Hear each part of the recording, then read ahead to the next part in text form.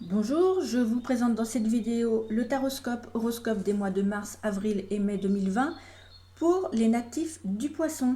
Cette vidéo étant générale pour les signes du poisson, tout le monde ne se retrouvera pas dans cette vidéo, donc je vous conseille d'aller consulter également la vidéo concernant votre signe ascendant, dans lequel vous pourrez peut-être retrouver des informations qui vous correspondent mieux parce que votre signe ascendant a pris le dessus sur votre signe de naissance, ou des compléments d'informations par rapport à votre signe de naissance. Si vous retrouvez des prédictions à l'identique de votre signe de naissance dans votre signe ascendant, tenez-en compte, cela veut dire que c'est vraiment là-dessus qu'il va falloir mettre l'accent durant les 3 prochains mois. À la fin de la vidéo, si vous avez aimé, je vous invite à cliquer sur j'aime pour me montrer que vous appréciez mon travail, à vous abonner si ce n'est pas déjà fait et à cliquer sur la petite cloche qui se trouve sous la vidéo pour recevoir les notifications des prochaines vidéos mises en ligne. Voilà, je commence. Donc, j'ai sorti les 4 grands domaines, donc relations sentimentales, amicales ou familiales, le travail, les activités, l'argent, le matériel, les finances, les projets et les épreuves, les obstacles et la santé. Quand j'ai tiré votre jeu natif du poisson, une carte s'est échappée du jeu, donc j'en tiens toujours compte. Celle-ci est la carte de la roue de fortune. Donc cela veut dire aussi que c'est un point très important concernant les 3 prochains mois. Donc la roue de fortune est comme la roue du destin. Elle nous enseigne que la roue tourne constamment et que les situations changent, qu'elles évoluent parfois en notre faveur ou parfois en notre défaveur et que nous devons nous adapter à cela. Voilà un petit conseil que peut vous donner la roue de la fortune qui est sortie d'elle-même dans votre jeu. En ce qui concerne les sentiments amoureux et amicaux, j'ai sorti pour vous la justice et la reine de coupe. Alors, avec la justice, les décisions concernant les relations existantes ou à venir sont à double tranchant. Elles peuvent mener à la félicité, mais aussi à la brouille ou à la rupture. Vous devez faire très attention à votre attitude et veiller à rester lucide, honnête et intègre. Si vous faites preuve de rigidité ou de jugement à l'emporte-pièce, gare aux conséquences de vos choix. Aussi, dans un sens positif, elle peut symboliser l'équilibre dans les relations amoureuses, l'harmonie affective, les sentiments partagés et profonds, l'engagement fort et les relations sérieuses. Mais de manière négative ou très mal accompagnée, elle peut représenter des difficultés importantes de communication ou des difficultés d'affirmation de soi dans le couple.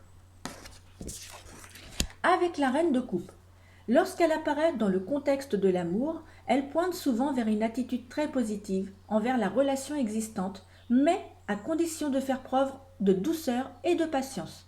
Si vous êtes seul, c'est le signe que vous devriez sortir et vous mêler aux gens, car une nouvelle rencontre très positive peut pointer à l'horizon. Cette lame peut aussi évoquer la grossesse et la préparation à un heureux événement. En ce qui concerne le travail et les activités, j'ai sorti pour vous l'impératrice et le 8 de bâton.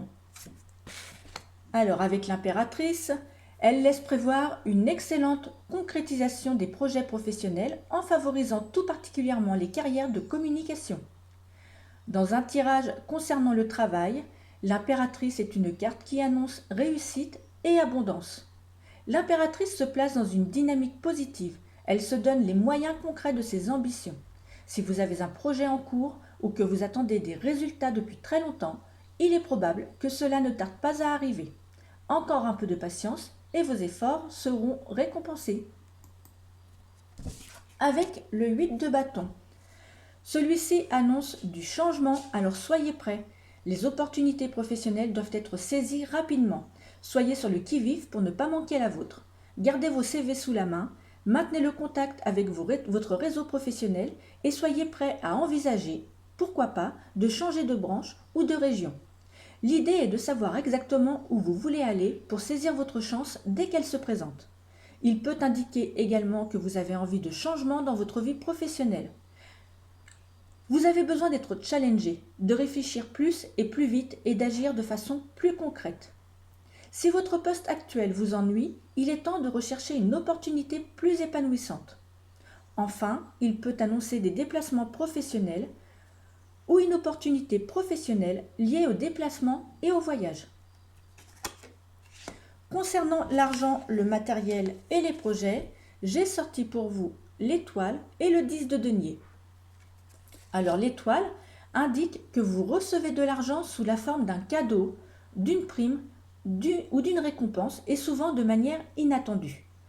L'étoile annonce un coup de chance permettant d'améliorer sa situation matérielle. Et donc, si vous avez des difficultés, sachez que tout est encore possible. Car si votre situation est scabreuse, elle s'améliorera. Le 10 de denier, quant à lui, pour les finances et l'argent, est une carte très positive. Si vous avez utilisé vos ressources avec intelligence, alors vous en récolterez les fruits. Pour que votre patrimoine puisse être transmis selon votre volonté, il est temps de mettre vos affaires en ordre. Bien sûr, cela peut vous sembler triste ou complètement prématuré, mais rédiger un testament, désigner vos bénéficiaires, est un acte de générosité essentiel pour que vos souhaits soient respectés. Il est temps d'y penser sérieusement. Le 10 de denier peut également annoncer une transaction financière, immobilière ou un héritage à votre bénéfice. Profitez de cette abondance financière pour investir ou mettre cet argent de côté et assurer votre avenir financier. En ce qui concerne les épreuves, les obstacles ou la santé, j'ai sorti pour vous le pendu et l'as d'épée. Alors le pendu, avec lui, les soucis sont d'ordre psychosomatique. C'est le moral qui joue sur vos nerfs, votre fatigue, et vous pouvez même ressentir des douleurs articulaires. Vous broyez du noir. Plutôt que de vous isoler, verbalisez vos peines. Avec le pendu, cette baisse est toujours passagère. L'as d'épée, quant à lui, peut représenter les problèmes liés au système cardiovasculaire ou des maladies liées au tabac. Si vous fumez, vous devriez envisager d'arrêter ou de ralentir votre consommation. Pensez à vous faire aider si vous vous sentez incapable d'arrêter par vous-même. Voilà, ce taroscope horoscope est terminé. Je vous retrouve dans une prochaine vidéo pour les signes du Bélier.